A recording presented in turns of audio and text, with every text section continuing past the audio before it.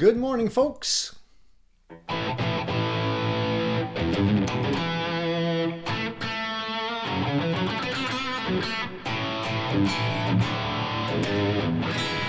How's everybody doing today? Happy Sunday. I was looking forward to seeing you guys all week, honestly. We missed last Sunday and it didn't seem the same without you guys. So I hope you guys are all ready for a nice Sunday show a little bit earlier. I know I'm flip-flopping, guys, in terms of the time slots. I do apologize for that, but hopefully we'll get a good time slot that works for everyone.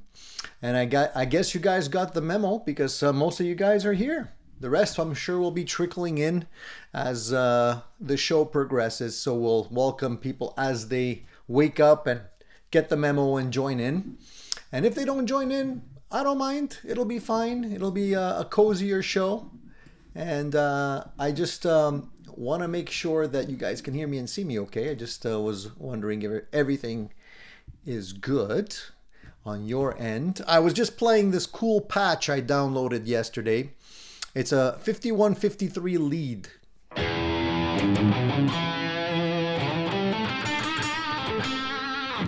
I love it. It makes me want to...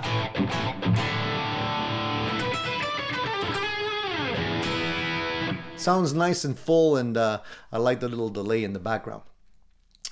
I'm still messing around with my FM9, and it's a great little tool because every time I get bored, I just download a new patch and play around with it. There's a lot of really great patches available online, so I never get tired of it.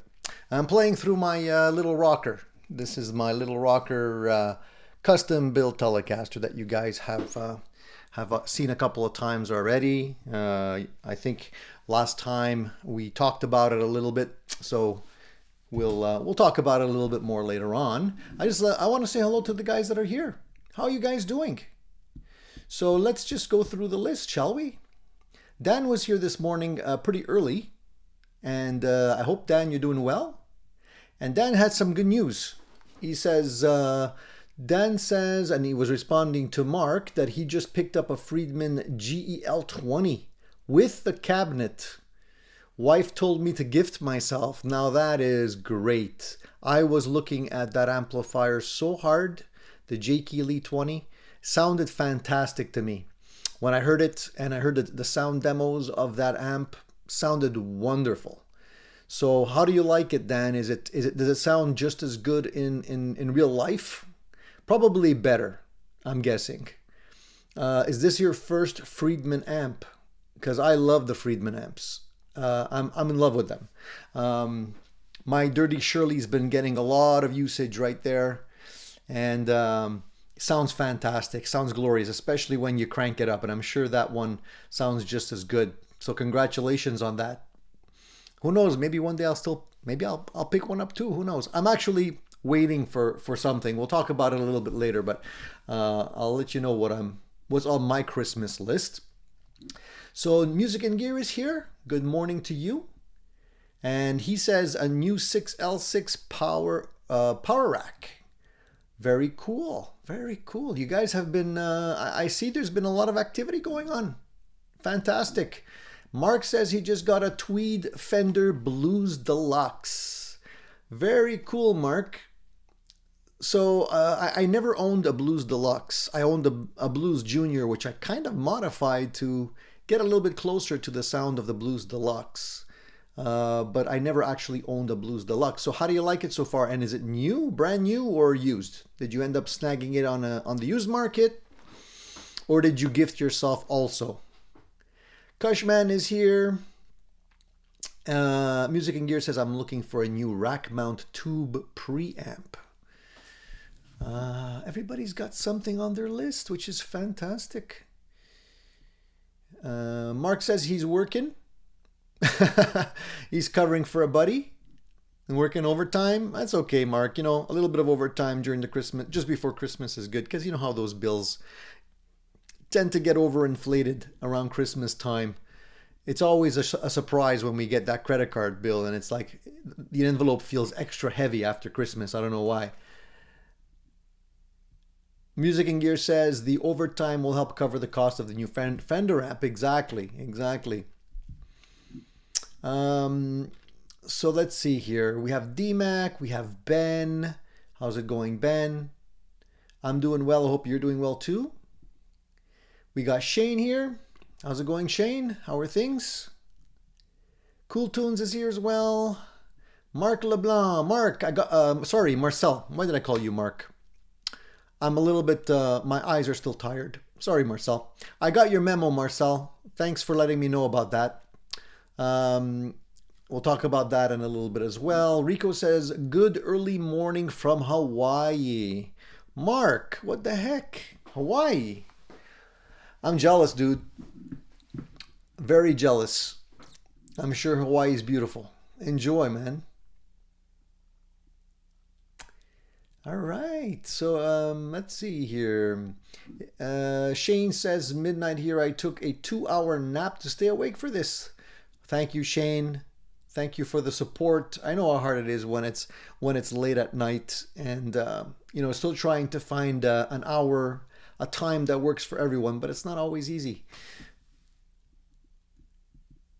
John is here. John ZD351. Jack says, hello everyone. Trying to enjoy my American flag Leo jams, but the pickups are highly microphonic. Why is that, man? Maybe a little bit of a wax potting will do the trick, Jack. An easy fix. If the pickups sound good, just wax pot them, dude.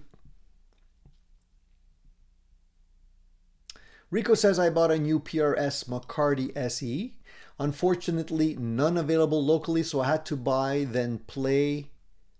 Neck was way too chunky, just sent it back to Sweetwater. Yeah, the SE does have a chunkier neck on that McCarty. I actually had my eyeballs on the McCarty, the core McCarty, when it first came out. And I really, really liked the look of it. And I don't know, I had some just lightning bolt attraction to that guitar. And then I eventually tried it in a guitar shop, and I didn't like it. I didn't like the feel of it at all, which is weird. I ended up getting the core model 245. So I ended up getting that one, and I like it much, much better. Totally different feel. Dan says his first Friedman, it's a gain monster. I know. You can throw your overdrive pedals in the trash, Dan. You don't need them anymore. Actually, you know what? Send them to me. I'll dispose of them for you. Ken is here. He said, I gifted myself a Donner 2000 Arena. Great. Nice. Nice, really, really cool gift. Should keep you busy for a while, Ken. How do you like it?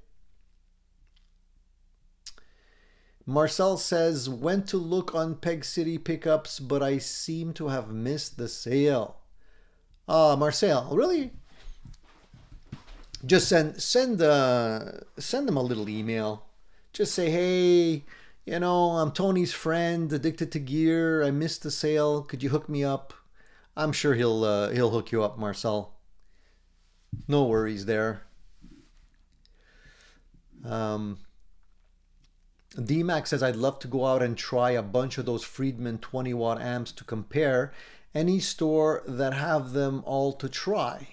I only see one or two at most. Anywhere in Canada, I'd be willing to travel. Me too, DMAC. Honestly, me too. Unfortunately, I haven't, in my area at least, I haven't found any Friedman dealer that has like a bunch of them. You know, it's very rare that you're going to see a bunch of Friedman amps. So I would love to do a side-by-side comparison, you know. But I'm super happy with the Dirty Shirley. So if you're looking for a classic rock sound, it's great. So I highly recommend that one. I think if you have the J. Keeley to cover the high gain stuff, and you have the Dirty Shirley to cover like more lower gain classic rock, you kind of have your bases covered. Quicksilver says, how many of these live chats did I miss? I'm not sure, Quicksilver. We weren't here last week. I apologize for that, guys. I was busy last week and I couldn't make the live show. So I kind of skipped that one. The one before that, we had a special guest on, Mr. Glynn from Mr. Glynn Pickups, all the way from Australia, New Zealand. And we had a nice chat with him. We talked about his pickups and pickup winding and all kinds of good stuff. I actually have his pickups in this guitar. These are a set of Cruel Mistress Telecaster pickups that we talked about during that show. And just to let you know, I'm playing this guitar with a wireless pack, which I won't show you just yet. There's another video coming up on that one that will should be good. I'm just trying to finish up that video. Yesterday I came to the studio. I tried to record some stuff. All of my batteries on my for my camera were dead. All of them. All these little stupid batteries that cost a lot for nothing. I have a bunch of them. They all decided to die on me at the same time. So I had to order a bunch more. Hopefully they'll arrive today. And I can continue the video. So that's on my Christmas list. That's what I'm gifting myself. A bunch of new batteries for my camera. All right, before we get too far in, and I know you guys are chatting and have a lot of questions and stuff like that, I just wanted to say welcome to the newcomers to the show. If there's any out there and you're wondering why you can't chat, guys, pretty simple. You have to subscribe. So just hit the subscribe button right now. After about a minute, you'll be able to jump in on the chat. So I want to see new names, new faces. So please do that if you're lurking. Don't ghost us, because it's not fun if you can't chat, right? That's the whole point of this live Sunday show. And so if any of you don't know, Sunday, the live Sunday show of Addicted to Gear, the Addicted to Gear live show is basically just that, a gear show. Gearheads get together once a week and we talk about guitars, gear, music, all the great stuff, what we're buying, what we're selling. Just basically trying to encourage the enthusiasm that we all have for guitars and gear. And we're a couple of weeks out from the most wonderful time of the year, Christmas. So I'm sure that there's a lot of stuff in a lot of different households happening in terms of gear coming in, gear going out. I don't know if it's that time of year for you guys, but just after Christmas or just before Christmas, I see a lot of activity on the used market. People liquidating stuff to make room for the new stuff or pay for the new stuff. And you know what that means, right?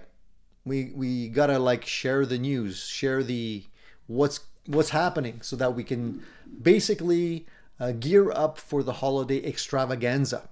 And I hope you guys are planning to do the same. So if you're new to the channel, please subscribe so you can chat. Help us hit our milestone, guys. We're almost at 31,000 subscribers. We're just shy of 31,000 subscribers. So hopefully before the holidays happen, we can hit 31,000. That would be a really cool Christmas gift for me. I would really appreciate that. And for all the rest of you that are already subscribed to the channel, I appreciate the support very much. And guys, I still have a bunch of these Addicted to Gear stickers. I've got a bunch of these. So as usual, if you guys are thinking about hitting a super chat or want to do a super chat to support the channel as a little thank you, I will send you one of these. Just send me your contact information, your email, and I'll send this out to you guys. If any of you have already done that and I may have forgotten you for whatever reason, please hit me up again. Just send me a reminder and I'll be happy to send one out to you guys. Also, be super careful, guys. As I posted on my Instagram just the other day, be careful. There's holiday scams happening all over the place. Happened to me. Could happen to anyone. I ordered my wife expensive jewelry the other day for Christmas, and instead they sent me a new guitar and amplifier. So, you know, that was a big shock to me. I don't know. I had to explain it to my wife, and you know, these things happen. You got to be super careful. All right, just spread the word. All right, so where are we in the chat here now? And if you have any questions, you know what to do. Hit the little question mark so I know it's for me. Otherwise, I'll just assume it's for the group. And Quicksilver says, greetings from awful gray and cold Toronto. It's about the same here, dude. It's ugly today. It's not cold, but it's wet, rainy, drizzly. And you know what's going to happen. It's going to freeze up and we're going to have a skating rink. So not very pleasant today. Oh, by the way, before I forget, today is December 10th, a very important day. It's my wife's birthday. So I can't forget to wish her happy birthday because she's a real trooper, amazing woman, and she deserves all the wonderful things that, you know, life can bring her. She actually had an issue with her shoulder recently, and she's still in pain because of that, but she's still a trooper. She's not letting her get it down. She's toughest woman I know. So happy birthday. And you know, we're gonna celebrate with the family later on today, but I just wanted to say happy birthday. The 10th is always pretty special. So anybody else celebrating a birthday this month, let us know. We'll wish you a happy birthday too. Sagittarius are great. I get along really well with Sagittarius. All right, Dan says, how is the Princeton coming along? I'm glad you asked that, Dan. Oh, somebody's texting me or calling me. So let me just hold on here. How is the Princeton coming along? It's coming along nicely. I have to say, a lot better than I expected. I'm actually getting, I would say right now, Dan, I'm probably at least over 90% finished. I'm getting to the point in the build where it's getting pretty critical though, because I'm wiring up all of the tube sockets. And I don't know if you know this, but the gauge of wire that go to the tube sockets are very, very thick. Just one sec. Sorry, guys.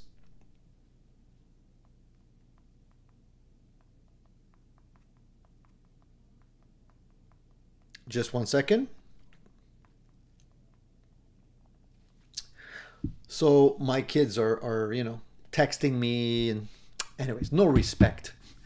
Anyways, the wires going to the tube sockets are really heavy gauge, and to avoid noise issues, you have to wrap the wires, and the wires are super thick, very difficult to wrap because you have to like double wrap them, and one goes to one tube socket and then to the next and to the next. Not that easy to do with the type of wires that they give you. It's vintage style cloth wire, but it's very difficult to do. So I'm trying my best. I'm taking my time, but it's not that easy. And I'm excited because I want to get it done. But at the same time, I don't want to mess it up because I'm getting so close to the end. So that's where I'm at. That's where I'm at right now. Thank you for all the birthday wishes. I'll let her know that you guys wish her all happy birthday. I think she'll appreciate that. Davis also wanted to know, I've added a pedal board wireless guitar receiver to my pedal board. I still have about 20 to 25 feet of cable. Do I still need to buffer pedal somewhere? It used to be the first in line. So let me try and understand this, Davis. So you've added a pedal board wireless guitar receiver. You've added one, but you still have 20 to 25 feet of cable. So let me get this straight. So you're going from your guitar to your pedal board wirelessly, then your pedal board to your amp wired?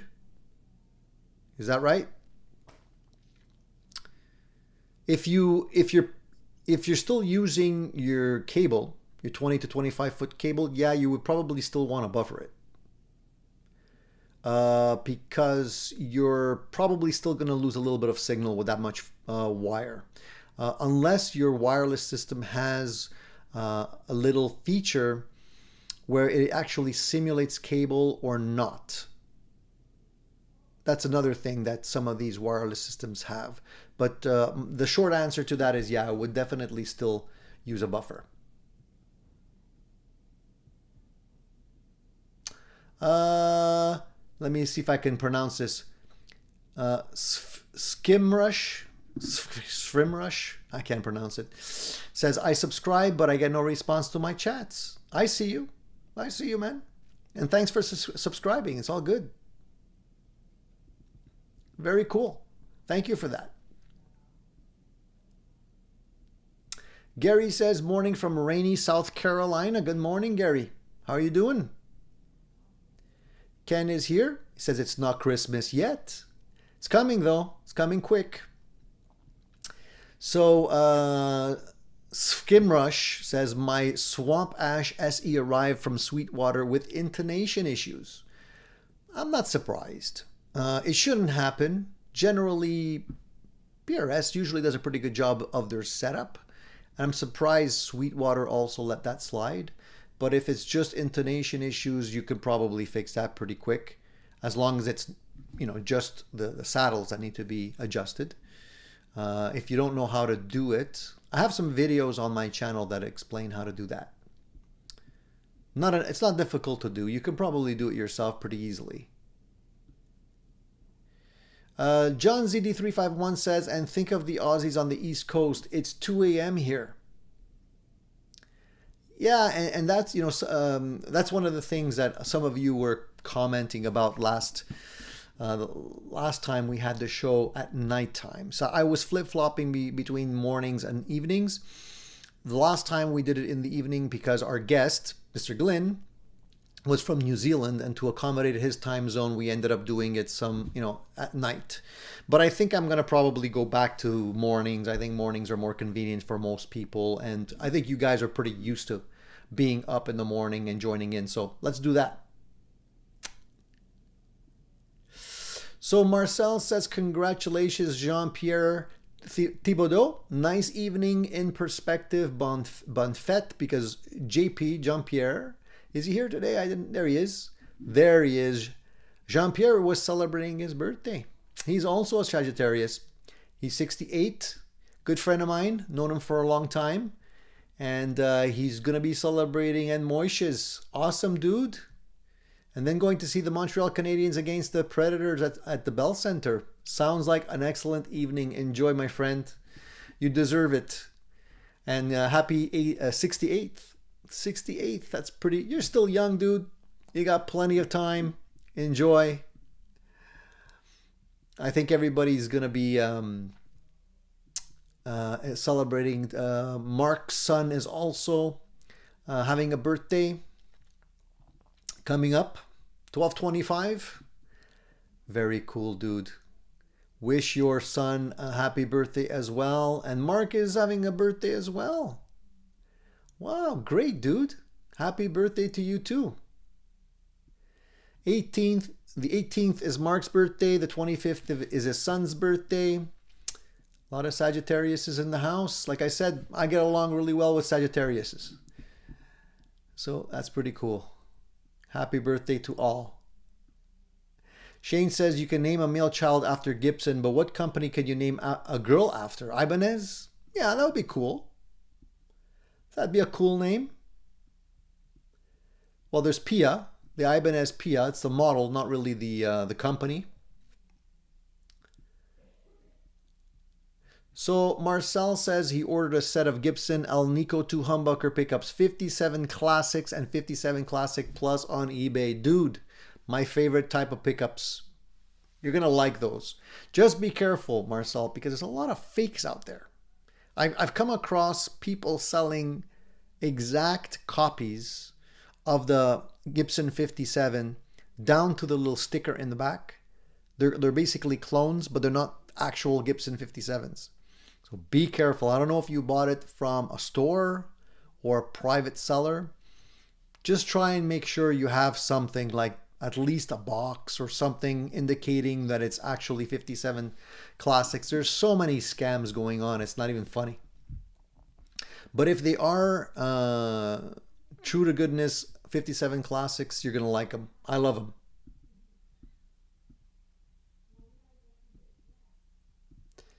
All right. Alex2112 says, Tony, I'm playing through my Marshall Origin 20 combo right now with my pedal board. I can tell you how great this little amp sounds. Incredible. Again, we've talked about this amplifier before.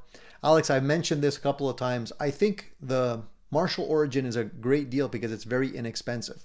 And I think a lot of people don't get along with it because they expect it to have a lot of gain.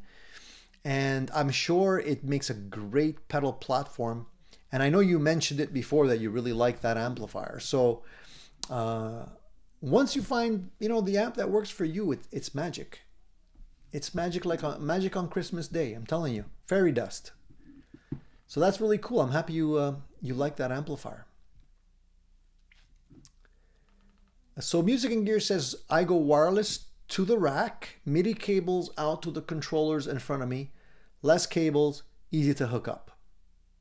You have to be careful the way, you know, you hook up. When you mix up wireless and wired connections, sometimes it just makes things a little bit more complicated. And unfortunately, a lot of these systems, you can go wireless to a certain point, you know, like for example, I'm going wireless from this guitar to my FM9, but my FM9 is going into my DAW, which is going out to you guys. So it's not completely wireless, it's semi-wireless. I'd love to go completely wireless. But yeah. Rico says, any thoughts on the new Lurkst Alex Lifeson Bitor pedal for $295? Well, first I wanted to talk about the Lurkst amps, because as you guys may have heard, if you guys are Rush fans or Alex Lifeson fans, Alex has released, and I think it's not the first time, I think he already had these out at one point, but he has the, how can I say this? He's got the amps that are, I think, re-released. I'm trying not to step on wires here. I got a whole bunch of wires on my feet.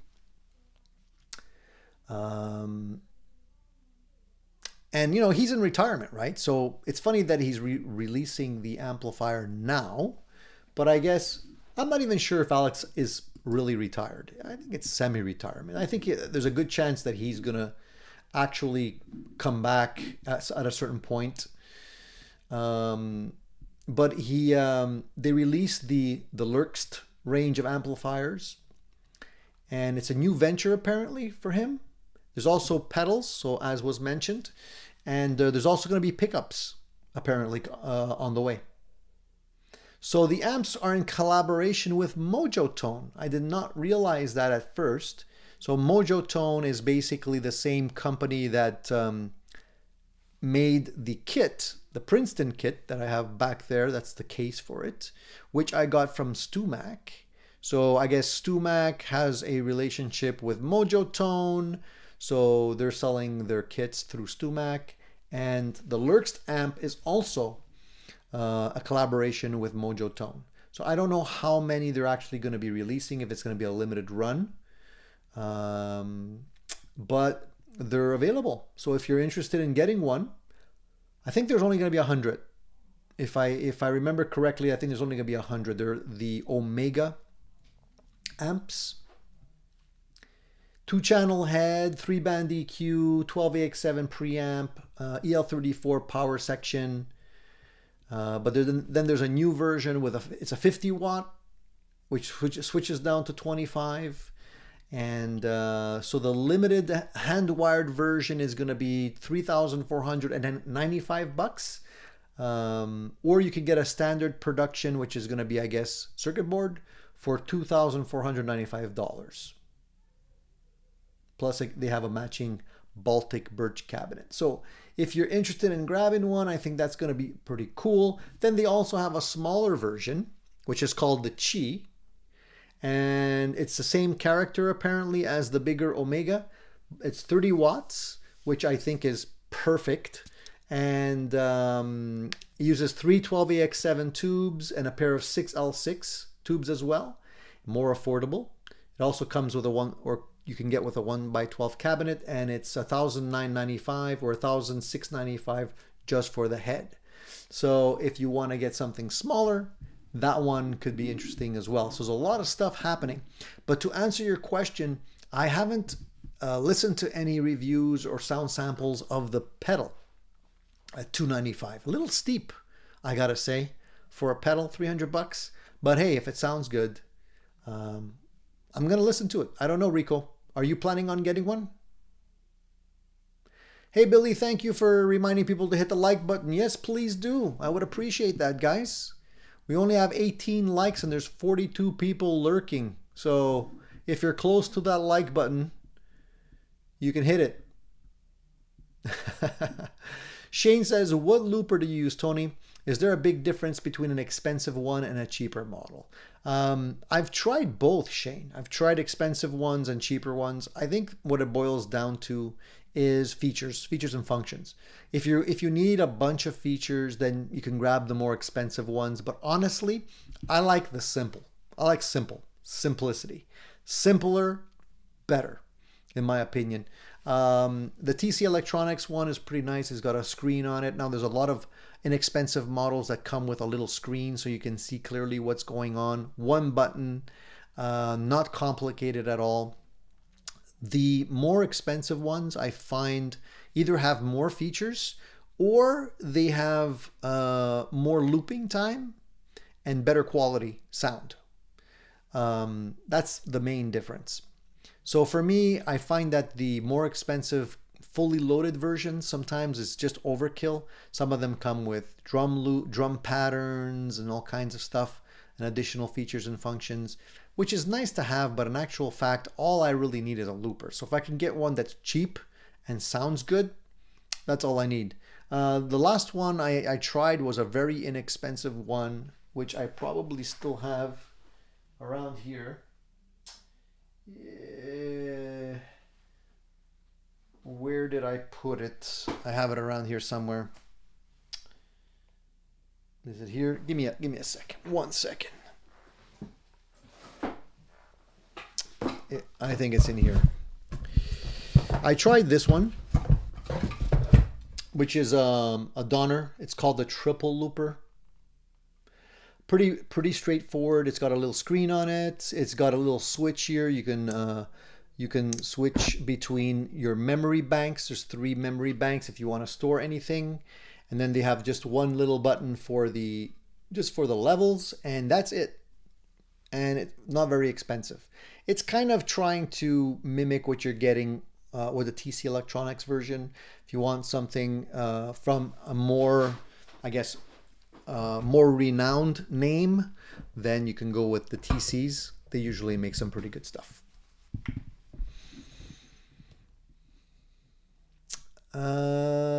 Dan says, who's holding a guitar in the house like Tony? Yeah, who's holding a guitar? Is anybody playing while they're watching? Multitasking?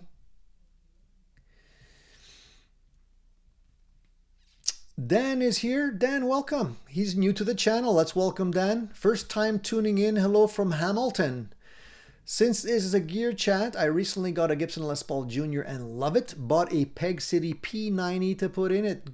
Well, dude, I don't know if you bought the Peg City, if I had any influence on it or what, since we had our special guest from Peg City here just a little while ago. I don't know if that's the reason why you pulled the trigger on the P90, but I'm sure it probably sounds awesome. And congratulations on that new guitar. There's something special about Gibson Les Pauls and P90s that just sound really, really great. I don't have a P90 Gibson, but I do have an Edwards P90 Gold Top, which I really love, and I should play more. Just trying to go around and do the round robin as much as I can.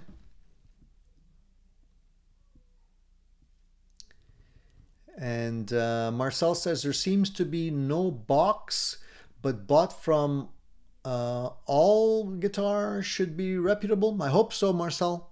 Unfortunately, there's no real easy way to know if they're real or not. That's the thing, unless you take them apart and look at the guts.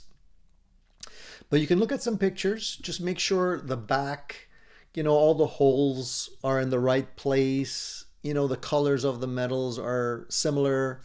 And, the wire seems to be the right wire. They're getting tricky, I'm telling you. I'm getting to the point where I hesitate to buy anything off eBay anymore when it comes to guitar pickups and stuff like that, because you never know what you're going to get. Tall Thinkiv says, any idea of a reasonable but very light bass cabinet? How about the old Roland bass cabinets? Those, they were orange, I believe. I'm not a bass, excuse me, I'm not a bass player, but I know that. I'm trying to remember the name. Let me just look it up. They're old,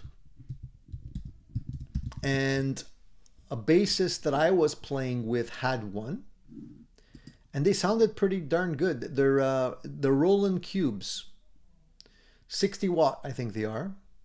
You can get them on Reverb, I believe, probably.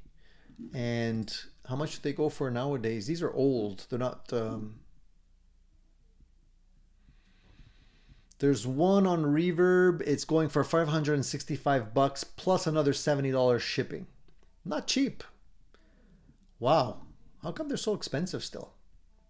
They sounded pretty good. Back in the day, they did the job. So I don't know if you're looking for something that's a grab and go amp, but I remember them sounding pretty good. If that helps. There's probably new stuff that's probably better these days, but I'm not up to speed on bass gear, I gotta say.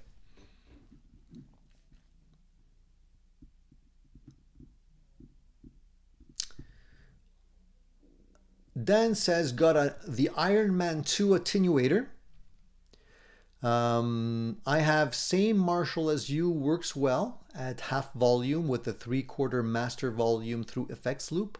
Absolutely does not quiet as much as expected at full volume. So are we talking about the Origin now? Or are we talking about my Marshall, Dan? I don't know who you're referring to. Is it my Marshall? Because we were talking about the Origin just earlier on.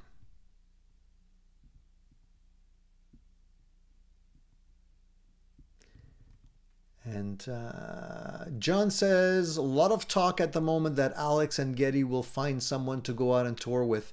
I'm sure they probably will. It seems like, for whatever reason, I don't know if it's a legal situation, but apparently now they're talking about looking at and probably going out on tour. But I don't know if it's going to be like, you know, a one-shot deal. Since maybe they had to iron out some legal affairs after Neil Peart's death. But anyway, if they would go out on tour, that would be cool. I would definitely love to see them again. I had the privilege of seeing them, and it was a fantastic show. They had the was it the rotisseries? I can't clearly remember. I think it was the rotisseries that they had. You know how they sometimes, as a stage prop, they would sometimes have washing machines, or they would sometimes have rotisseries. So they had the rotisseries where they would just, I guess they were fake chickens in there or whatever, but they would just be rotating chickens. And then every once in a while you would see a guy come out with wearing a chef hat and just like checking the chickens, basting them, and then going out. It was pretty funny. That was their thing. So D-Mac says, Ditto loopers is a fave. The basic Boss looper is cool, but there are low-cost brands that do the trick. Let you experiment at minimal investments, which is true. That's like the one I showed you. All right, Charles is here. Hey, Charles, nice to see you, buddy. How you doing, my friend? Presley's here too. Rico B, it's cold but clear, he says. Rock on, dude.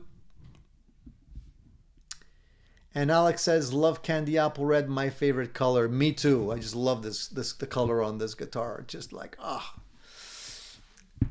Gene is trimming herb. Cushman is noodling on his SG. You know, it's one of those things. It's beginning to look a lot like Christmas. I could just picture you guys by the fireplace with your SG and the stockings hung and just noodling while you're watching the Addicted to Gear show. Warms my heart. Jean-Pierre says, you know why you get along well with Sagittarius? It's because as a Libra, you're a sign of air, and Sagittarius is a sign of fire. They mix very well together. So there you go. I knew there was a scientific explanation, Jean-Pierre. Yeah. Dan says 68 made in Japan, Charvel / Jackson in my hand. Very cool. I love those guitars. Made in Japan, no less. And Music and Gear says, I want a Gibson Les Paul 9 with P90 so bad. Yeah, me too, man. One day I'm going to get one. Even though I have the Edwards, which it has actually delayed any other purchase. I have a feeling that I still will probably get one eventually.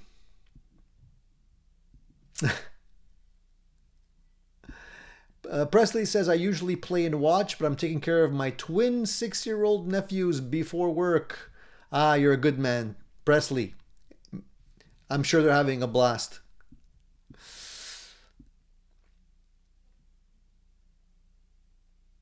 And Mark says, originality is not that important to me. It's the sound that counts in the end. I agree with you, Marcel, but if you're paying Gibson 65 Classic money, you know, I'm sure that even if the pickups sound great, you don't necessarily want to get ripped off, right? And Wayne says, Tony, is that another red Telecaster standing off to your right? Yeah, it is. This one? That guy? Yeah, that's my Road Worn. That's a sweet one too, man. Very sweet. I love that guitar. Wouldn't trade it for the world. That one originally had a humbucker in the neck position. And I swapped it out and put in new pickups, of course. And I love that guitar. Just feels fantastic.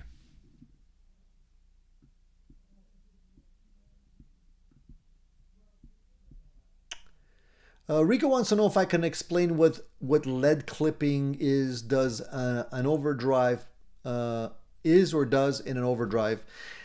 Rico, I'm not a scientist.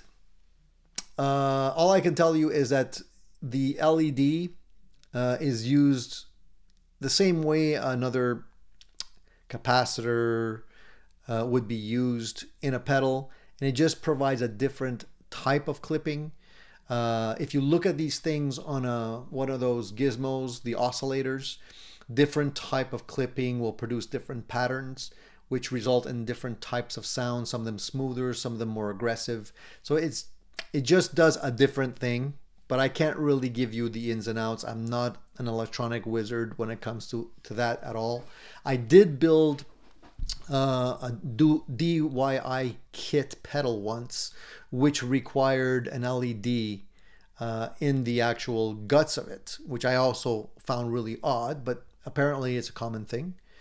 Some people will use germanium transistors, LEDs. There's a whole bunch of stuff that you can use, but that's about as far as I know. I can't give you a more technical explanation than that. So Dan was referring to the SV20H. Okay, Dan. Yeah, it's a very loud amp, I gotta say, even if you're using an attenuator. People don't realize how loud 20 watts can be, and it definitely is loud. But I usually don't have any issues when I'm using my attenuator with it.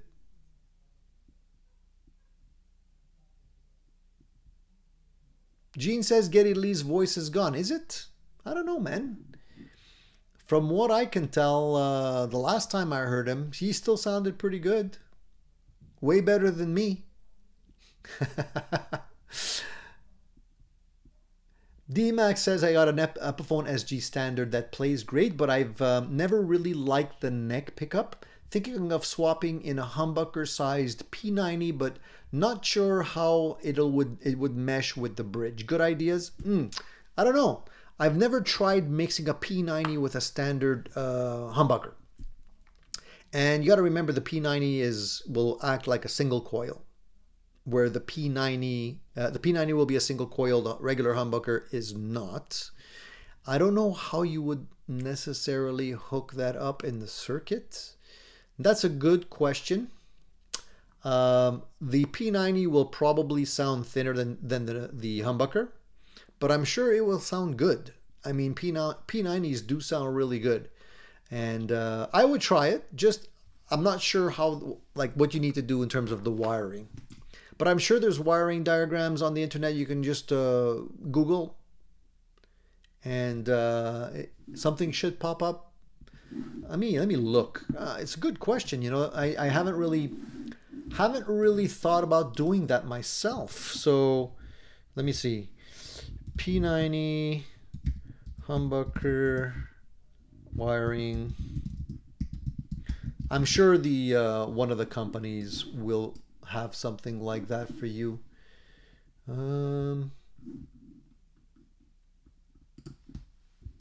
Probably like Seymour Duncan.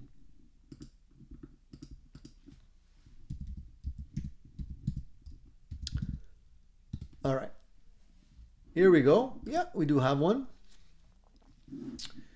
I see one here.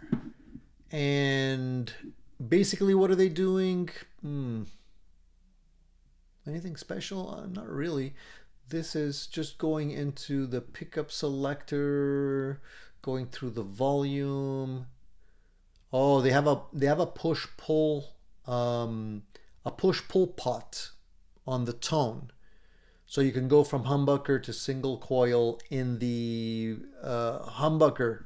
I see what they're doing. So it's single coil P90. Humbucker is obviously just straight humbucker. And they have a tap on the tone knob so you can pull it out and you can make the humbucker in the bridge position single coil 2. So that would make sense, so that if you're playing your P90 and you want to go in the middle position, your humbucker will then be a single coil 2 and it will probably mesh better. Because it's hard to go from a humbucker to a single coil without having a huge jump in tone, in my experience. So that's something you might want to try, a simple switch to coil tap the humbucker.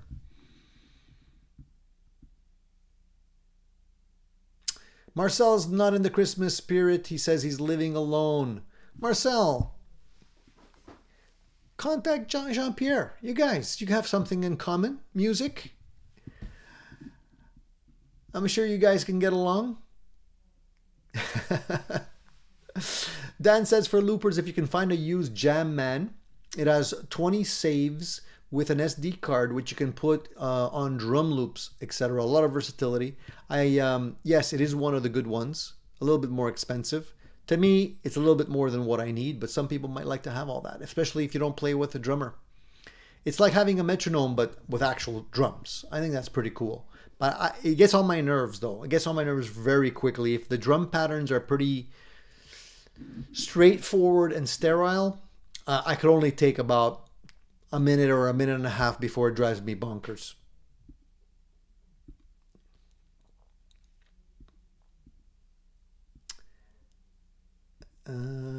Charles says, I'm loving that Telecaster. Thanks, dude.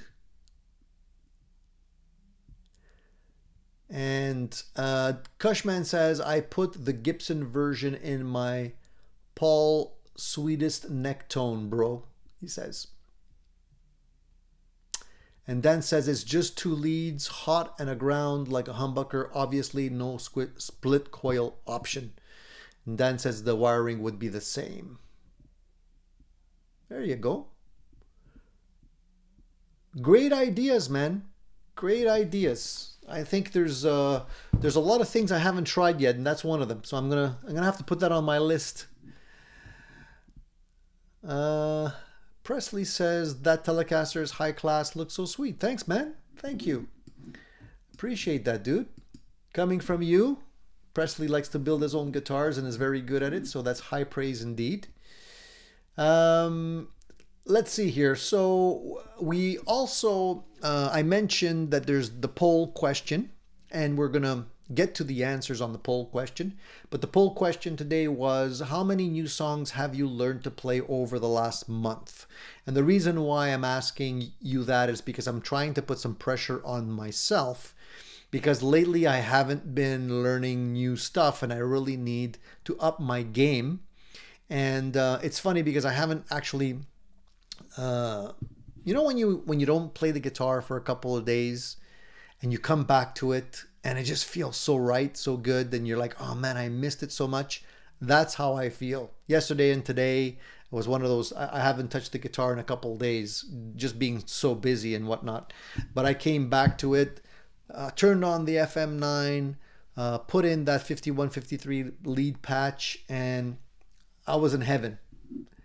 And I love that feeling when you're away from it for a while. It really is true that absence makes the heart grow fonder, and it's absolutely true when it comes to guitars, So the reason why I put that poll question out is because I want to see how I fare against you guys in terms of, how many people are actually learning new stuff in a month, Some people just like to noodle, other people are like heavy duty learning new stuff, and I want to see where we all fit in. So please answer the poll question if you can, and we'll look at it in a few minutes. Let's see, how are we doing on time? I've been already yapping for 50 minutes already. Wow, time goes by really quick. Yesterday I put a new video up, I was basically reviewing a guitar stand from the good people over at X5. And I know some of you commented on that video. You looked at it, which is great. It's called the G1. It's actually what's holding up my guitar right there. And I got a lot of interesting comments from that video, which I appreciate. And some of you thought it was cool. Some of you thought it was a little too expensive. Some of you just flat out prefer the older style guitar stands, which I totally understand. I mean, nobody says you have to have one type of guitar stand. I mix and match. I have the racks behind me there, which hold a bunch of guitars at the same time. I like those, made by Hercules. I like them because you can put in about 5 per rack. And if you're smart about it, you can actually buy little additional inserts, and you can actually put more guitars. You can squeeze more guitars in there, although they do charge a lot for those freaking inserts. So it might not be worthwhile, but you can do it. So I use those just to make sure I maximize the space, but I also use those old-fashioned ones that hold the neck. You can see one there, one there, one there. And then I have these Hercules ones. You can't really see it, it's just off the camera, but these hold 2 guitars. They're actually hanging in midair, and they clamp down on the neck so that they don't go anywhere. And then, of course, that one there. And to be honest, as I said in the video, I was never a big, huge fan of those type of guitar stands, because I always felt that, holding the neck on the guitar is probably better. But the way that one's designed, it's actually pretty solid. And I compared that one with that one, and to be honest, it takes about the same amount of force to knock them over. It's just, I guess, false security. When it's holding the neck, you feel it's more secure, but you can knock over one of those also. So, as I always like to say, the best place to have a guitar or keep a guitar is in the case. If you really want to make sure nothing happens to your guitars, keep them in the case. But this one's pretty cool. That one's pretty cool if you're going to be traveling, or you want to put something that folds up in a backpack or something like that. Sometimes you're rehearsing somewhere, and the other ones are a little bit more cumbersome. They don't fit easily in a backpack. This one folds up flat, which is pretty cool. If you haven't checked out the video, check it out. I do agree they're a little expensive. From what I saw, I think they're listing for about $150, which I feel is a little expensive. It should be like 70, to be honest. I wouldn't necessarily want to pay more than 70. But anyway, I'm just giving you my opinion, and I think it's well built. If you have the money and you want to grab one of those, they definitely look cool. I gotta say that. But yeah, there's a lot of choice out there. Of course, if you have a freaky guitar, if you have something like a Flying V, or perhaps an Explorer or something like that, it's really hard to find guitar stands for those. Then you would probably want to get the hanging ones like I have here. It's Hercules, because there's nothing holding the bottom of the guitar. So something like a Flying V or an Explorer, regardless of what the guitar is, would work fine with those hanging ones.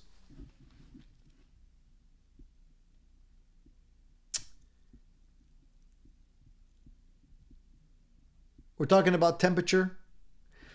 Dan says it's cold and windy here in Texas. It's probably colder and more windy here in Montreal. And Inspiring Baseball says humid as hell in Florida. No surprise there, I guess. Cushman says hit the like button. Appreciate that. And Inspiring Baseball says learned a few Martin Bear riffs and an Anderson one. Cold Wind to Valhalla. Not familiar with that, dude. But it's good that you're actually learning some stuff as opposed to just noodling all the time. I tend to do a lot of noodling. Eddie says Sean's guitar tone is incredible and his playing ain't too shabby either. I agree. A couple of times, I think on the recordings, Sean's guitar is one of my favorite tones. Live, however, seems a little bit oversaturated. I don't know if you've seen any type of like live rig demos or anything where he's just noodling before, like during the sound check. A lot of gain on tap. Maybe a little bit too much compared to the records. But I think generally his tone on the records is like beautiful. One of my favorites. All right. Yeah, Ian Anderson, Jethro Tull. Gotcha.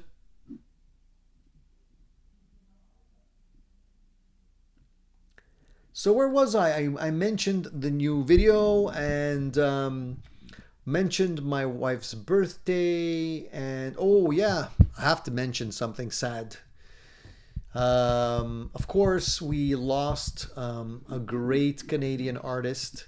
Some of you might not be aware if you're not a Canadian. Maybe it wasn't in the news as much, but here we definitely heard the sad news where we lost Mr. Miles Goodwin from the famous Canadian band April Wine. He passed away last week. He was 75. He had a good run, and I was so sad to hear the news because I actually, they were doing like a little tour. They were playing a few gigs, and I actually was considering going to watch that show with my wife, and I didn't end up going. I don't remember why, but it would have been the last opportunity to see him live and alive, unfortunately. It's sad when you when they don't at least hit 80. Like 75 seems like he could have had a few more good years in him, but unfortunately his life was cut short. 75 years old. I think, you know, I know he did have diabetes or something like that, or issues with diabetes, so I don't know if that played into the fact that, you know, he unfortunately passed away too soon. To me, April Wine was a staple of great Canadian guitar rock. Most of the time when people think major Canadian bands, they think like Rush, Guess Who, you know, and of course April Wine. And they had such great songs, wonderful songs that had great hooks in them. Some pretty nice ballads as well. I think stuff like Just Between You and Me. Of course, the classic guitar rock like Roller's a good one. Sign of the Gypsy Queen. Could Have Been a Lady. Great riffs in those songs.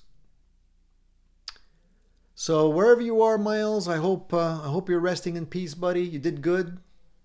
You entertained us for many, many years. And sad news.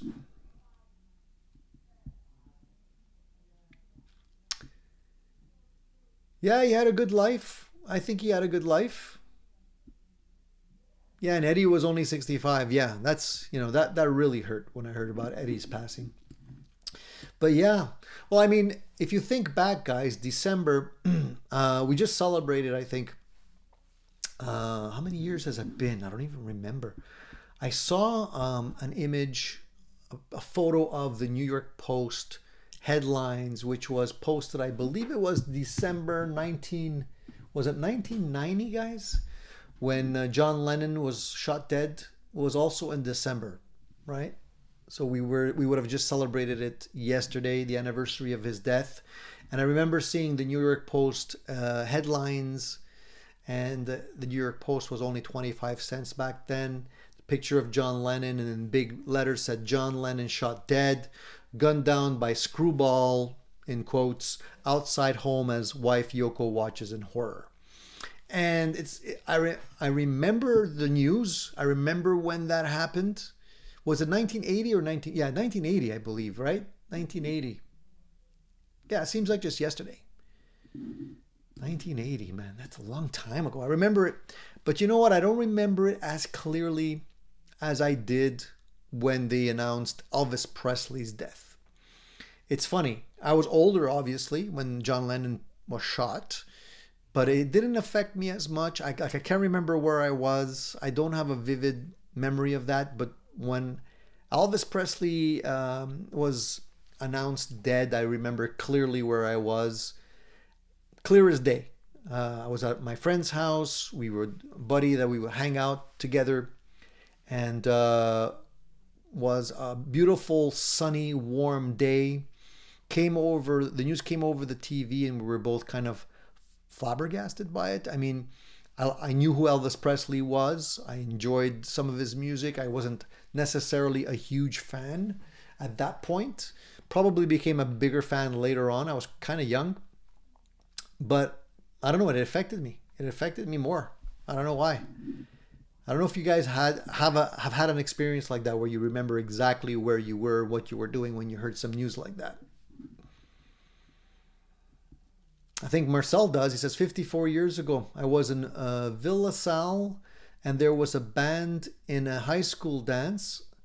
I said they would go far and should be checked in the future. I asked their name and was told April Wine. Really? That's a cool story, Marcel. That's cool. Very cool. Eddie says, I remember all the moms in the neighborhood crying when Elvis died. Yeah, he definitely had a special bond with all the ladies.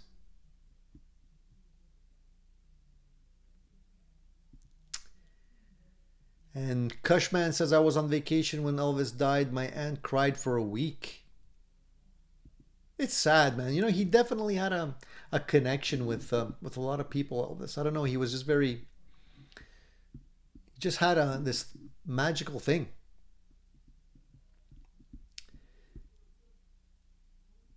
A radio broadcaster who was never short of words was speechless. Yeah, it's like, I don't know, man.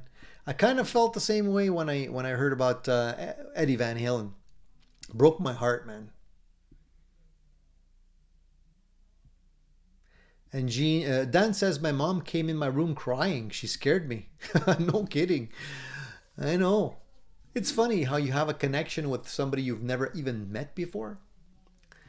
Anyway, Elvis the pelvis. Yeah, that's right, Dan.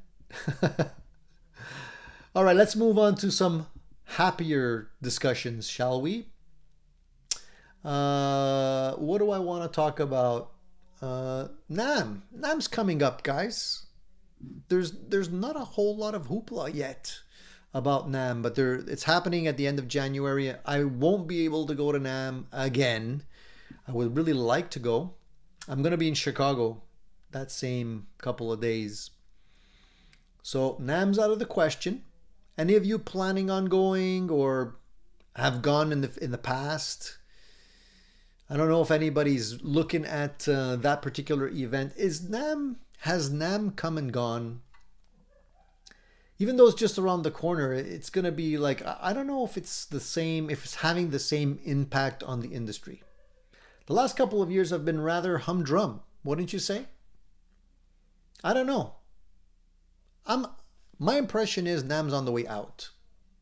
Maybe, because of COVID last time and all that kind of stuff, it was kind of a little bit plain Jane. Maybe it'll be better this year. I'm not really sure. But I'm sure there'll be a few things that will be released that will catch our attention. Any of you guys heard any rumors of any good stuff coming at NAMM? I'm still waiting for the magical day when Dave Friedman announces that he's going to release his clone of his magical vintage Marshall. because he hinted at that a while ago, because he's got a really nice old vintage Marshall, and he was talking about cloning that one and releasing it. If he does, I'm buying it. I don't really care. I really don't care if it's going to be sight unseen. I'm buying that one. I've been saving up, and that's on my hit list. There's a lot of you know, little things being released now, but nothing huge. Dan says it ain't what it used to be. Cushman thinks its days are numbered. I kind of feel the same way. I feel like trade shows in general are too expensive, and now with social media, like, you can get a lot of the same impact without the cost, just through social media. Wayne's still upset about an EVH dying. Me too, dude. Me too. Wouldn't it be nice if Gibson, Fender, and PRS introduced headless guitars? I don't think so. That's like less for your money when you go with a headless guitar, isn't it? You're getting gypped of about what? 10% extra wood? 10% extra wood's important. Just ask any girl. Just kidding. Just kidding. Just kidding. It's a joke, guys. It's a joke.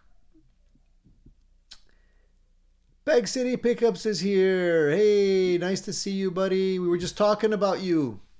I think some people have some questions for you. You missed out some questions. Your ears must be red because we were talking about you earlier on. So there's a lot of hype surrounding Greeny. We talked about this last week, and I think some people are getting sick of hearing so much about this famous Les Paul.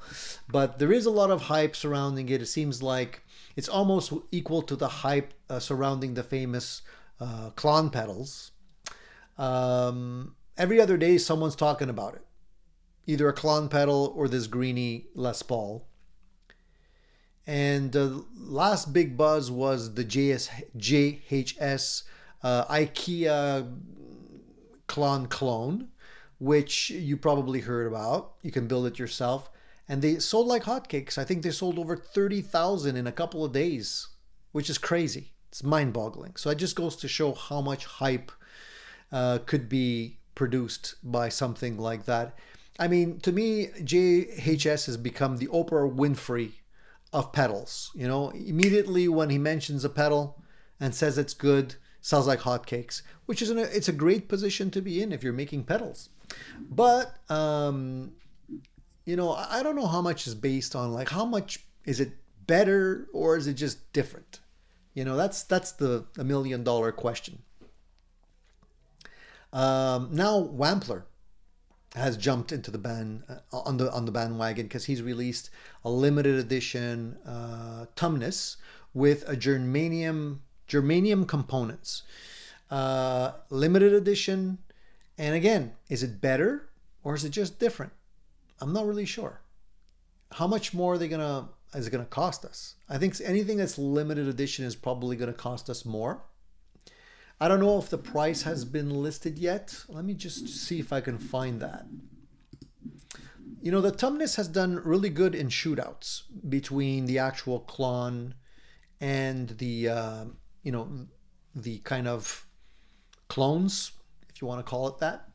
I know Andertons did a video where they reviewed a whole bunch, and the Tumnus came out pretty much on top, which is great for somebody who can't afford. I think it's $8,000 now for these pedals. Crazy if you want to get an authentic one. So how much is this one going for? Let's see here.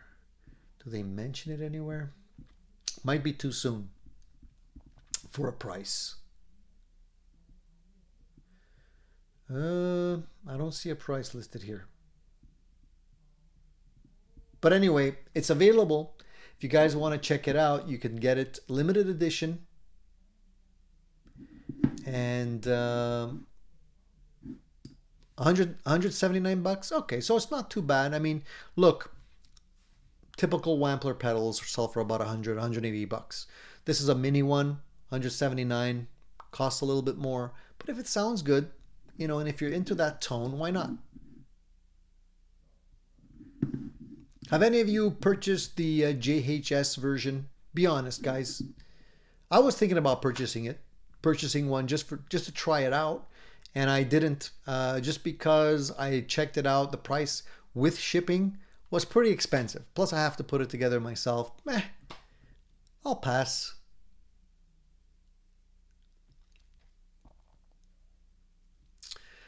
Peg City says the Greeny thing is crazy, selling guitars for thousands more just because one pickup has a backwards magnet makes no sense to me. I agree. And this is my take on it, okay? The Greeny, you know, Gibson has come out with the Epiphone Greeny, right? You guys know about this? You've heard about it? So Epiphone has jumped, Gibson has jumped on the bandwagon with an Epiphone, which they call the Greeny Epiphone version. And I think that's the one with the actual Gibson headstock. So they actually put a real, like, similar Gibson headstock on that guitar. And they're jumping on the bandwagon. I think they're probably part of the hype, to be honest with you, because it seems like they're the ones that have been like pumping it up over the last little period. So now they're coming out with the Gibson Epiphone version, which they're selling for more. And I don't get it, because it's not a Gibson, it's an Epiphone. It's not the real Greeny, but you're paying more for it. And, you know, like Peg City just mentioned here, just because a pickup magnet is swapped, like, you can do that with any magnet, any pickup all day long if you want to do that, which I'm not even that crazy about the tone. And now they're coming out with the Greeny Buckers, which are basically pickups already with the magnet swapped, right? And I don't know how much they're going to charge for that. Like, I'm sure they're going to charge you more, but you can actually just open up any pickup and do it yourself. So I don't get it. But the guys over at Gibson, I got to hand it to them. The marketing department over at Gibson is working overtime to find any reason to put something new on the market. And they're doing a fantastic job, and I think people are typically buying it. So basically, the Greeny Bucker is a set of unpotted pickups with the out-of-phase tone. Of course, they say it nails the early PAF vibe, because everybody says that. And they're not cheap. So how much do they cost? I don't know. Let me see. Let's see. How much do they cost? How come nobody mentions prices anymore? I don't know. If you guys could find it, please look it up and tell me. Let me see here. Are they even on the market yet?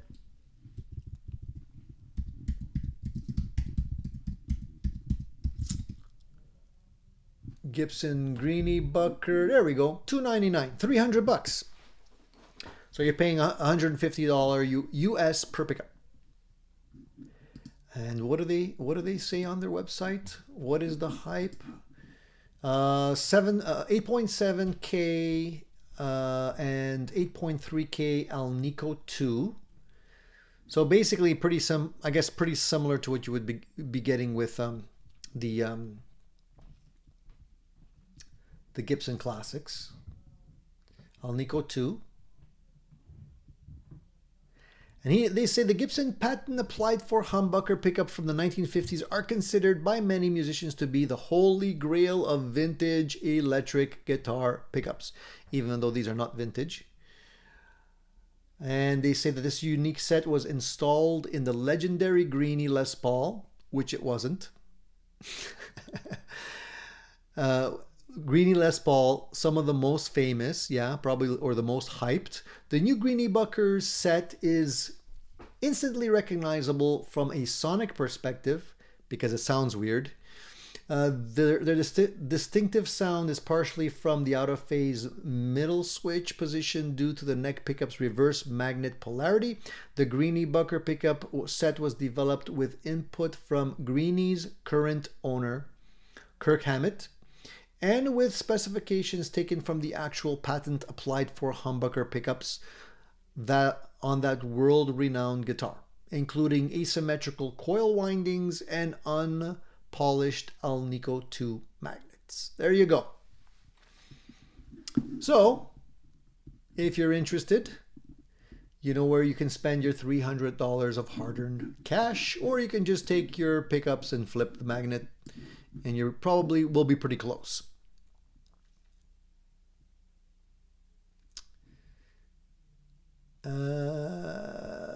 Let's see here.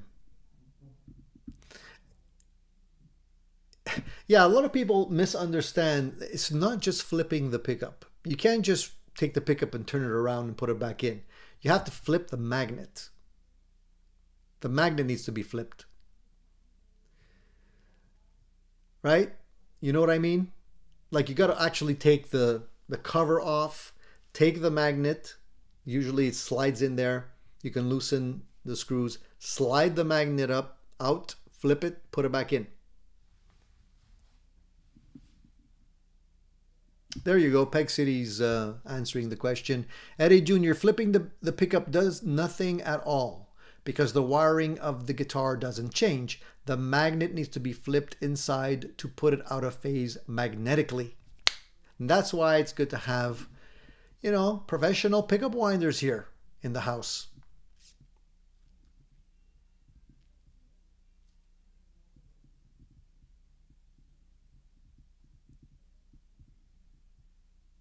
And Music and Gear says they found a way to sell off all their mismatched pickups. Great job, Gibson. Like I said, they're always thinking over at Gibson. But I'm surprised that now they're even coming out with the pickups. And actually, I'm not surprised. Why would I be surprised? You know, it's a money-making machine, right? Firewolf says, everything I've tried from JHS is great. Cost of shipping to Canada plus exchange rate not so good. I agree. Need dealers here in Canada. Long & McQuaid sells for same price after exchange rate applied. Yeah, so that's no good, right? I don't want to pay exchange rates. So I might as well just buy used. Dan says, my Maxon overdrive serves me just fine, boosting my Naus black box. Cost does not equal greatness. And Music and Gear says, Greeny stands for you need more Greeny to buy it. That's a good one. You should be working in their marketing department, Music and Gear. Dan's not a fan of the Klon circuit. Firewolf says, hi all, better late than never. Got notified my Peg City pickups is ready. Excited to put in my Les Paul. Nice, dude. The Timness is already sold out. I'm telling you, man. I can't believe it. Can't believe it. Wayne says the short video of Eddie Van Halen telling us all just to play guitar is burned in my memory. I think of it often. Yeah, that's a good memory to have, man. Honestly, if there's anything you want to remember about the King, it's that one. I'd say. So yeah, so that's what's happening in the world of the Greeny and Gibson. And there's still other great announcements. I mean, yes, the Alex Lifeson amplifier, cool, but there was a little blurb that came out very, very briefly about the Jimmy Page Super Sundragon. Now, I'm a huge Jimmy Page fan. I don't know if you guys are. Many years ago, I don't know exactly how many years, maybe I'm going to say like 5 or 6. Don't really remember. They came out with the Sundragon, which was basically a small combo amp, which they claimed was built to replicate the amplifier that Jimmy Page was using on those early Led Zeppelin albums in the studio. Now they came up with the Super Sundragon, which is basically its big brother, which is basically like the head and the big combo, the 4x12. And it's, again, limited edition. You know, anything Jimmy Page does, anything that Jimmy Page puts his stamp of approval on is going to be limited edition and very expensive. Apparently, they claim that it's modeled after Jimmy Page's #1 studio and stage amp from 1969. That's when I was born, basically, many years ago. So I don't know if you know, how many there is going to be made. I have a feeling it's limited to maybe just a couple hundred pieces, probably, if I can find some information here.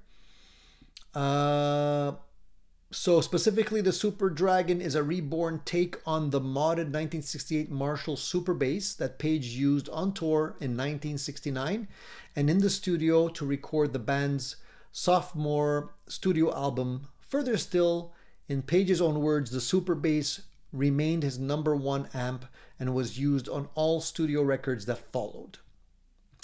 So basically, it's a modded Marshall.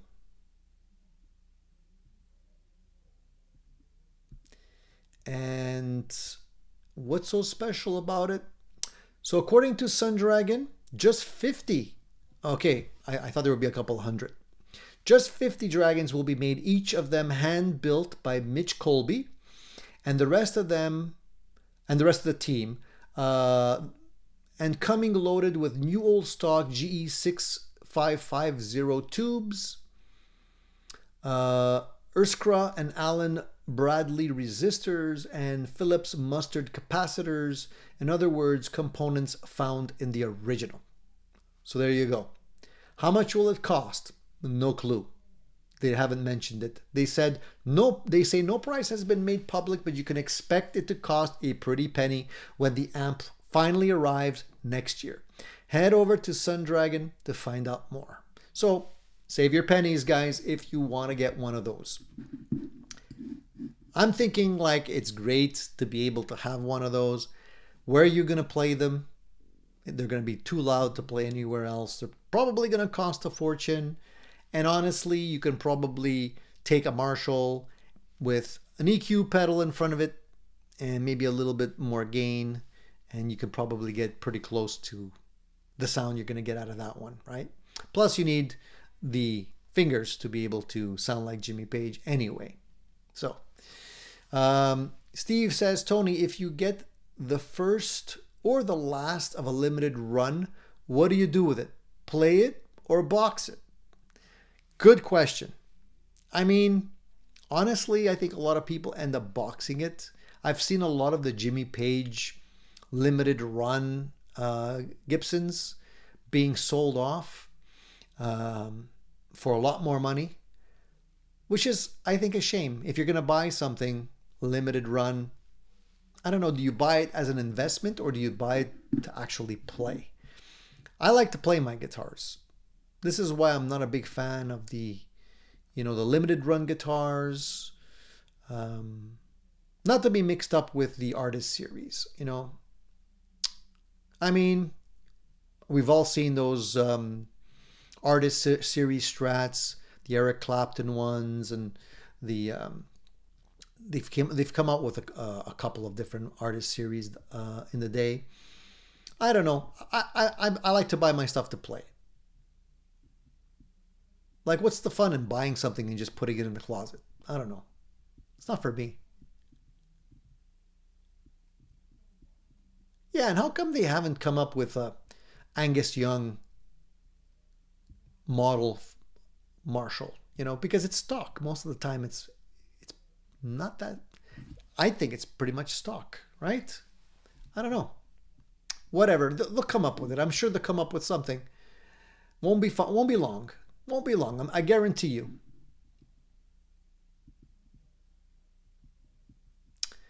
Firewolf says, I must say I don't like the neck dive on the Earth headless. Not sure if all the headless guitars have the same issue.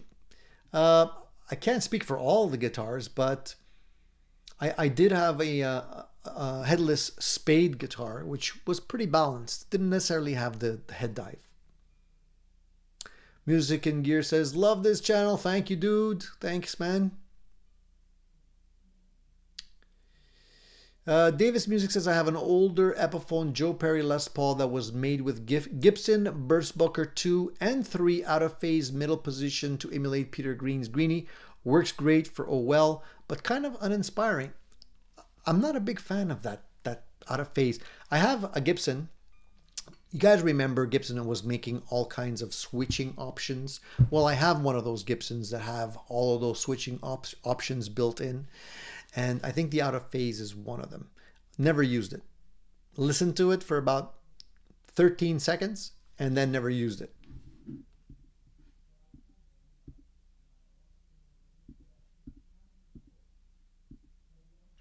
So Peg City says, I just got a Harley Benton SCP-90 Gold Top in the mail. Very surprised at its playability for the price. Really good make. Going to gut it and change all electronics and bridge tuners, etc. So Peg City, I experimented with some of those Harley Bentons. I did have a gold Harley Benton at one point as well. The one I got in the mail was great. It worked really, really good. And I'm sure if you upgrade the electronics, even better.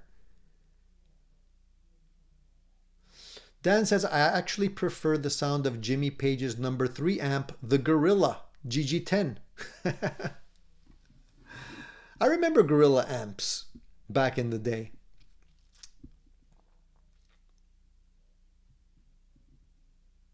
So Peg City says, great guitar, actually needed for testing new P90 models for 2024. Great to hear you're working on some new models, man. I'm sure they're going to sound fantabulous. Cool Tune says, Tony, what's your go-to amp stuck on a desert island? Well, good question. I'm going to say the Friedman. The Friedman Dirty Shirley. In my current lineup, I'm going to say the Friedman. I haven't finished building the Princeton, so I can't talk about yet because I don't know how it's going to sound. It might end up being the Princeton when I'm finished with it, or maybe not, depending on how things go. But I think the Friedman has that beautiful mix, has a great master volume, so you can get a lot of gain without necessarily having to crank it. The Marshall sounds good too, but you need to crank it to be able to get that bite from it. The Dirty Shirley has it. It's really nice, built in. It's an easy amplifier. It doesn't have complicated switching or anything like that, so it's easy to get a great tone out of it. And the Brunetti Plexi Man behind me, which you can't see, but it's there. Another great amplifier, which I don't play often enough, but that one is kind of like a hot rod. You know when you take a car and you mod it? That's the Brunetti Plexi Man, because it's got so many features and functions built into it. You can get a lot of different great sounds from it. But if you just want to plug in and go, I'm going to say the Friedman. Does that answer your question, Cool Tunes?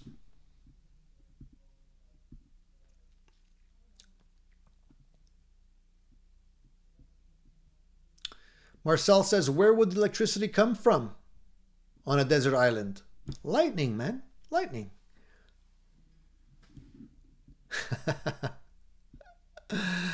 Eddie Jr. says, Tony, I'm running a Spark Mini through an FR. Sounds fantastic. Yeah, a lot of people love those Spark amps. A lot of them like them. I might get a little mini amp just for giggles eventually, if I find one. Maybe on the used market, find something not too expensive. What else? Should we answer the poll question, guys? Should we take a look at the poll question? Let's take a look at the poll question, all right? So for those of you who missed earlier on, the poll question for today was, how many new songs have you learned to play over the last month? So I'm gonna take a look at the answers here. I'm gonna go straight to the community section. Some people might still not know where the poll questions are located. If you go to Addictedtogear and you go to the community tab, it's listed right there. So we had 231 votes on the poll question, 231. And let's look at the answers. So the options were, how many new songs have you learned to play over the last month was the question. We have still working on my first one, between 2 and 4, between 5 or more, and I just noodle. So I know where I fit in. So the number one answer was 43% of you said, I just noodle. And I think many of us fall into that category. I try to learn new songs, and I try to learn new songs specifically for the band that I play in, because we do covers most of the time. But when I'm not forced to learn a new song because of that, I generally just noodle. I'll play a lot of the old songs that I already know and noodle most of the time. So I fall into that 43%. So the second most popular answer is between 2 and 4, which I think if you could learn between 2 and 4 new songs a month and learn them well, and when I say new songs, I mean all of it, like solo and everything, that's pretty good. And 29 of you are doing just that. So hats off to you guys. Next was 5 or more. No, sorry. Next was 14% of you said still working on my first one. So, and that's okay, as long as you don't give up. And you know what? Eventually it gets easier. So as you start learning new songs, you develop your ear and you start memorizing licks, and it goes into the library up here. And eventually, a lot of licks, you'll start noticing a lot of licks start sounding similar to others. So it becomes a lot easier to kind of identify those licks as you start learning more songs. And it goes quicker. It's exponential. You know, like you start really slow and then goes like this, as long as you keep on practicing. So 14% of you are there. And next is 5 or more at 13%. So if you can learn 5 or more, fantastic. Keep up the great work. There was a few comments, and let's read some of those comments. I'm always curious to see what you guys have to say. So I try to pick up new artists / bands on a regular basis and learn the songs that I like in their catalog. Currently, I've been working on the Michael Schenker group. Obscure, but great musicianship. Justin R says, noodling is more enjoyable for me. I feel I get farther practicing scales, modes, triads, and chord progressions, and try to create something on my own. That's cool. It's a different approach.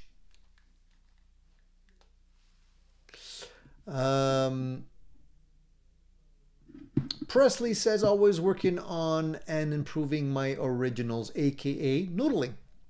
Gene says, I noodle with the lights on. I practice scales, modes, chord tones, then create my own tunes. You know, Gene, that's funny. You made me think of something. Do any of you guys practice playing guitar without looking? Any of you do that? Like either play, I know this is going to sound like rude, but play in the dark, or just close your eyes and see if you can replicate that solo without looking. Like, let's say I wanted to play a solo here without looking at my guitar. So it would be like...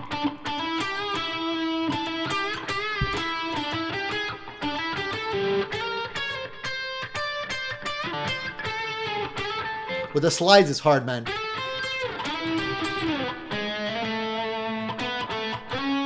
I can't do it with the slides. It's very hard when you're sliding on when you got to do a lot of slides. But like if you have to do like...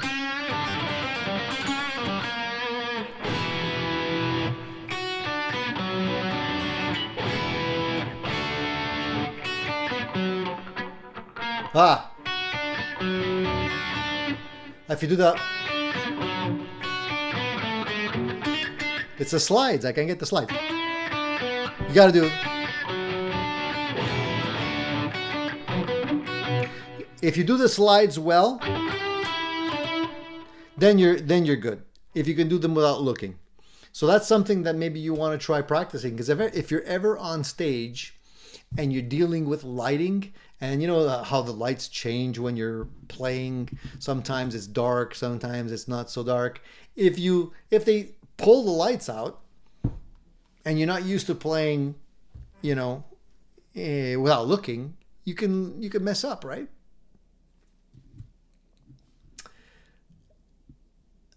It's kind of one of those Karate Kid things, you know, wax on, wax off, practice without looking.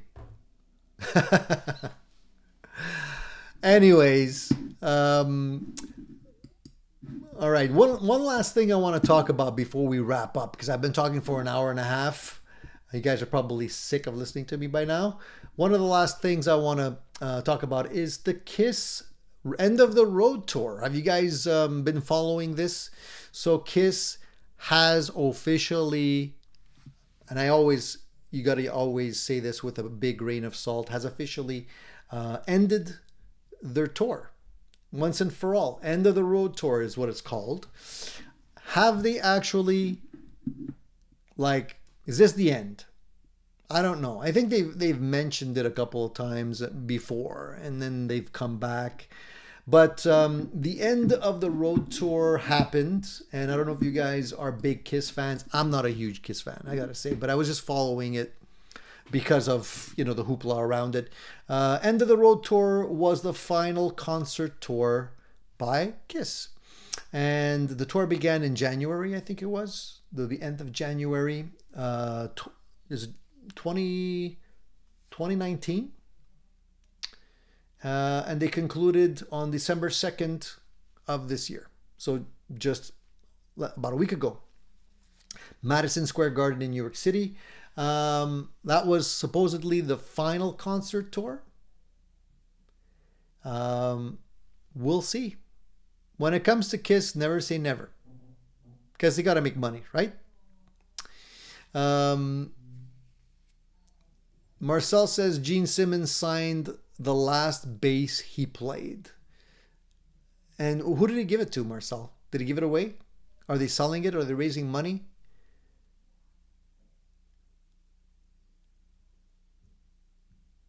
Peg City says if you have or can get a free trial of the Gibson Guitar Learning app, they are releasing 25 Christmas songs to learn on guitar, like an advent calendar style. That's cool. So learn a new guitar, a new Christmas song every day. Pretty cool. Cooltoon says never heard a KISS song for more than 10 seconds. Dan says I'm kind of tired of hearing about KISS. And Dan says KISS phoned it in for years. Yeah, I know, Dan. Hey, it's a money-making machine. That's what it is, right? At the end of the day, Gene Simmons is a very smart businessman. He's put his name. They're selling everything. Imagine this, guys. Okay, you can actually buy a KISS coffin. I'm not joking. Have you ever Googled it? This is how far they go in terms of, like, you know, selling things, but you can actually buy a KISS coffin. Let me see if I can find it on Google or if they're still selling it.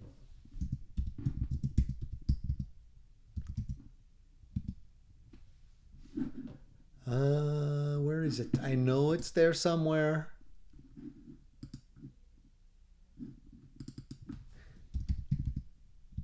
Here we go. KISS coffin. I'm not kidding. If you here we go. Can I share this with you guys? How do I here, one sec. I'm just trying to find, it's the KISS casket. It actually exists. If you look up KISS casket in Wikipedia, you'll see it. And you can even find it on eBay. Here. Let me show you this, guys. I'm not kidding.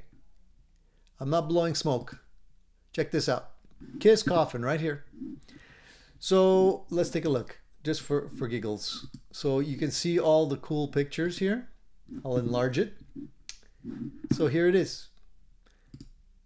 You have all of the members. Each one has their own little thing. You have KISS logo with full-size graphics. Of course, black velvet interior with a KISS logo in there too. I don't know if it plays music. Does it play music? Check it out. Somebody has it there in their collection. This is a heavy-duty KISS fan. There he is. There he is. And so that's it. You got your KISS casket, and it's cool. It's got the road cases to support it. And you can buy this for, how much does it cost? Let me see here. It's being sold $3,000. Not that bad. Not that bad. What do you think about that? Would you go for one? Okay, maybe not a KISS casket, but maybe one of your favorite bands. Would you go for it? I wonder if Gene or any of the other guys are going to be buried in one of those KISS caskets when it's time. What do you think?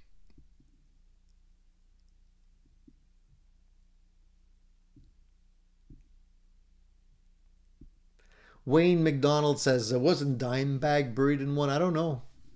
I'm not sure. Marcel says, Gene Simmons owns the right to the money bag symbol, and he is a ruthless businessman in regards to KISS merch. How do I copyright something? I need to copyright something. And I got to do it quick.